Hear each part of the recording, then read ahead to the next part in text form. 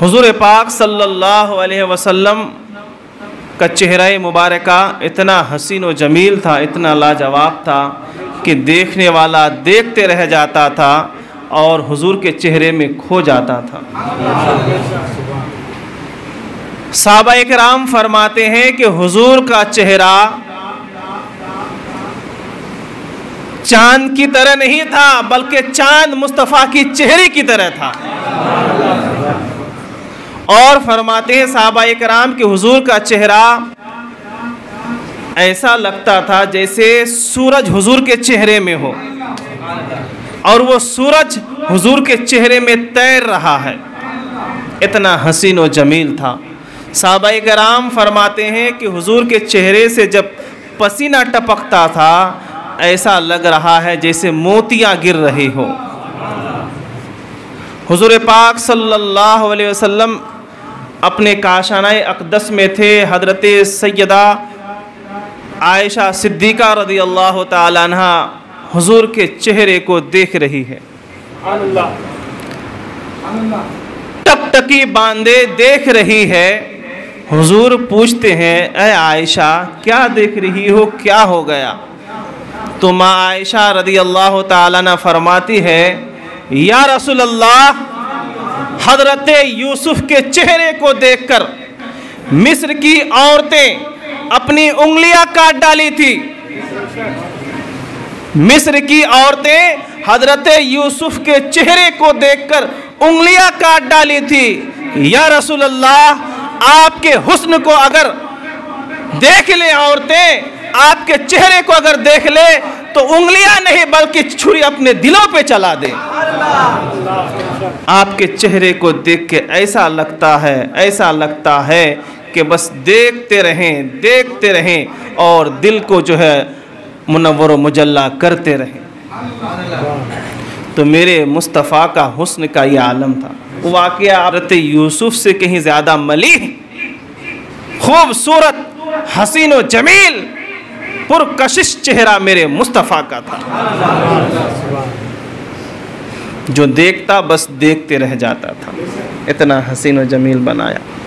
अब कुछ लोग ऐसे होते हैं कि जिसको कुछ नज़र आता ही नहीं। तो मेरे मुस्तफ़ा का चेहरा तो आईना है ना, जो जैसा है उसको ऐसा दिख रहा है।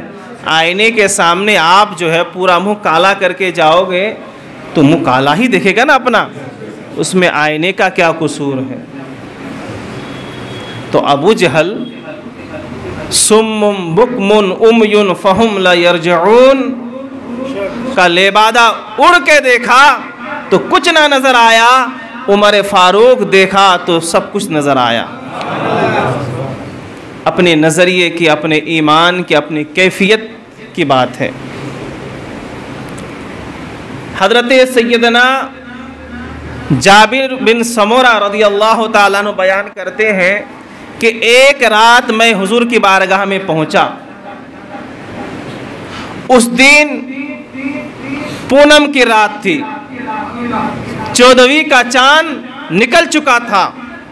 मैं हुजूर की बारगाह में दाखिल हुआ तो हुजूर एक सुर्ख धारीदार जुब्बा पहने हुए अपने काशानाए मुबारक से निकले, अपने हुजरे से निकल रहे थे। इधर मुस्तफ़ा सल्लल्लाहु अलैहि वसल्लम का चेहरा था और एक तरफ 14वीं का चांद था। हुजूर कौन सा जुब्बा पहने हुए थे? ऐसा जुब्बा जिसमें लाल धारीदार पट्टियां थी। हजरत जाबिर कहते हैं कि मैं कभी मुस्तफ़ा के चेहरे को देख रहा था, कभी 14वीं के चांद को देख रहा था।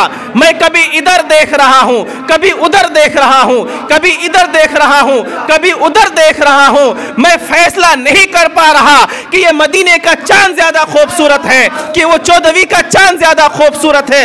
हज़रत जाबिर बिन समूरा कहते हैं आखिर में मैं फैसला किया कि मदीने का चांद सबसे ज़्यादा खूबसूरत है। अज़ीज़ान गिरामी, ये मुस्तफ़ा जाने रहमत सल्लल्लाहु अलैहि वसल्लम के हुस्न व जमाल का आलम था। सहाबाए किराम ये फैसला नहीं कर पाते थे कि मेरे मुस्तफ़ा का चेहरा ज़्यादा हसीन है या चाँद ज़्यादा खूबसूरत है। तो सहाबाए किराम इस नतीजे पर पहुँचते थे कि मदीने का चाँद सबसे ज़्यादा खूबसूरत। मुस्तफ़ा का चेहरा चाँद की तरह नहीं बल्कि चाँद मेरे मुस्तफ़ा के चेहरे की तरह है। उस चाँद को भी रोशनी मिली है और कशिश मिली है, खूबसूरती मिली है तो मेरे मुस्तफ़ा की आमद की वजह से। अगर चाँद को चांदनी मिली है तो मेरे मुस्तफ़ा की वजह से। अज़ीज़ान गिरामी, इतना पुरकशिश चेहरा था। और ऐसे ही एक वाक़या नबी पाक सल्लल्लाहु अलैहि वसल्लम जब मदीना शरीफ पहुँचे, मक्का छोड़ के जब मदीने में रहने लगे, एक दिन हुजूर टहलते टहलते जो है मदीने के बाहर दूर दराज मकाम पे पहुँच गए तो वहाँ पे एक वफ़द, एक काफ़िला आया हुआ था जो खेमा लगाए हुए थे। तो नबी पाक सल्लल्लाहु अलैहि वसल्लम टहलते टहलते वहाँ पहुँचे तो वहाँ एक सुर्ख ऊँट देखा।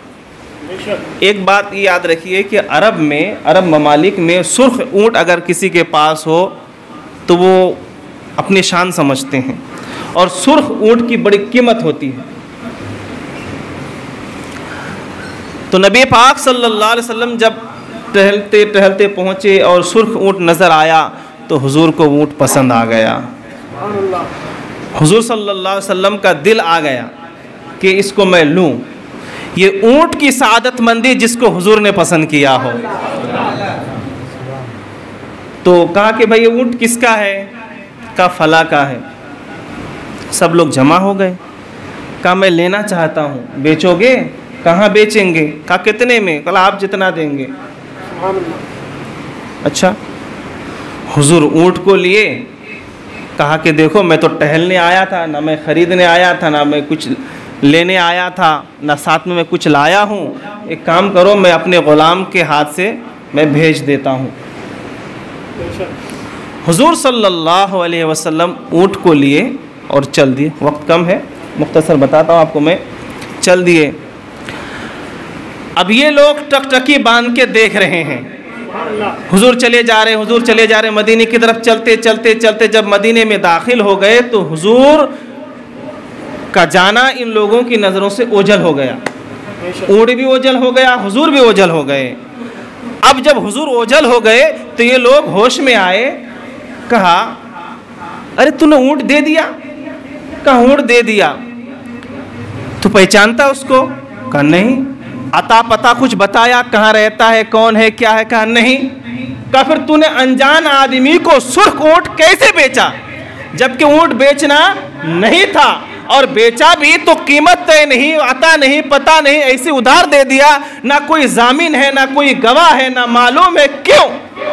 वो शख्स कहता है ऊँट का मालक कि मैं जब मुस्तफ़ा के चेहरे को देखा, वो मुझसे सौदे की बात कर रहे थे तो ज़बान को देखकर, होठों को देखकर मैं ऐसा घायल हो गया, ऐसा गुम हो गया, मुझे पता ही नहीं चला कि मैं क्या कह रहा हूँ, क्या सौदा कर रहा हूँ, मुझे कुछ याद नहीं रहा।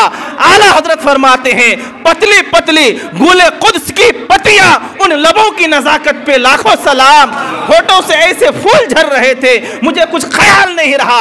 मुस्तफ़ा की अदाओं में और जिस शख्स के अदाओं में और बातों में ऐसा घायल हो गया, मुझे कुछ ख्याल नहीं रहा।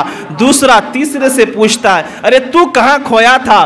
तू क्यों नहीं ध्यान दिया? तू क्यों नहीं तवज्जो दी? जिस आदमी को जानते नहीं, पहचानते नहीं, हम इस यहाँ अनजान है, वो सुर्ख ऊँट लेके गया। वो कहता है अरे मैं हुजूर उस शख्स के जुल्फों में इतना घायल हो गया था, जुल्फों को, हुस्न जमाल को, उसके पेचो खम को, उसकी खूबसूरती में मैं इतना घायल हो गया, मुझे पता ही नहीं चला कि क्या हो रहा है।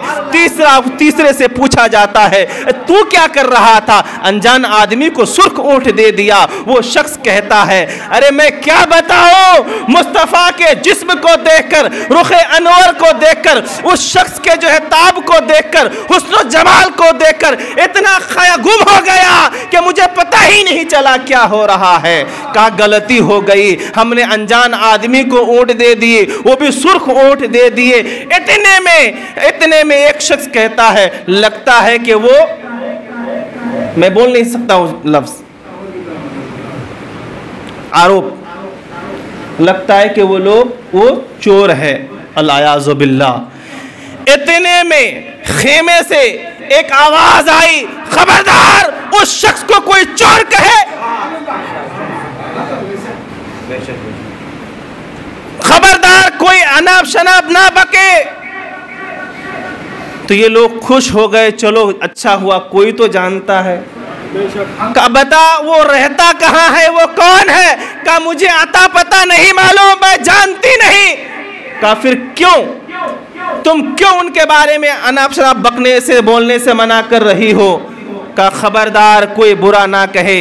जब तुम लोग सौदा कर रहे थे, बात कर रहे थे, मैं अपने खेमे के एक जो है सुराख से उस शख्स के चेहरे को देख रही थी। मैं जामिन देती हूँ, अगर वो पैसे नहीं दिए, कीमत ना दी, तो मैं अदा करूँगी। का तुम क्यों अदा करोगी? वो कहती है खातून, अल्लाहु अकबर, वो खातून कहती है उस शख्स का चेहरा इतना हसीन और जमील था, मेरा ईमान है कि वो झूठा नहीं हो सकता है, वो जरूर उसकी कीमत अदा करेगा, और अगर ना करे तो मैं करूँगी। वो झूठे का चेहरा नहीं हो सकता है, चेहरा बोलता है कि वो सच्चे का चेहरा है, वो हक का चेहरा है। ये लोग अभी बातचीत ही कर रहे थे कि उधर से एक शख्स आता है, साथ में कुछ खाने की चीज़ें हैं और उस ऊँट की कीमत है। वो ग़ुलाम जब आया, कहा कि भाई वो सुर्ख ऊँट किसका था जो अभी अभी हमारे आका लेके गए? कहा ये इसका ऊँट था। कहा उसकी ये कीमत है और खाने पीने के लिए कुछ खजूरें भेजे, कुछ सामान भेजे, ये लो। कहा पहले ये बता कि वो शख्स है कौन, वो रहता कहाँ है? कहा वो मदीने में रहता है, जिसको यसरब कहते हैं। वो खजूरों से बसा हुआ जो शहर है, जो गांव है, उस गांव, उस शहर में, उस इलाके में वो मुस्तफ़ा रहते हैं, जो हमारे इमाम है, जो हमारे पेशवा है, जो अल्लाह के नबी और पैगंबर है। कहा कि ये ऊँट की कीमत तुम्हारी लो। वो लोग कहते हैं हमें ऊँट की कीमत नहीं चाहिए, हमें बाजार मुस्तफ़ा में ले चलो। ये सारा काफिला उस गुलाम के साथ मुस्तफ़ा की बारगाह में जाते हैं, हुजूर के चेहरे को देखकर कलमा पढ़कर दाखिल इस्लाम हो जाते हैं। ये मेरे मुस्तफ़ा का चेहरा था।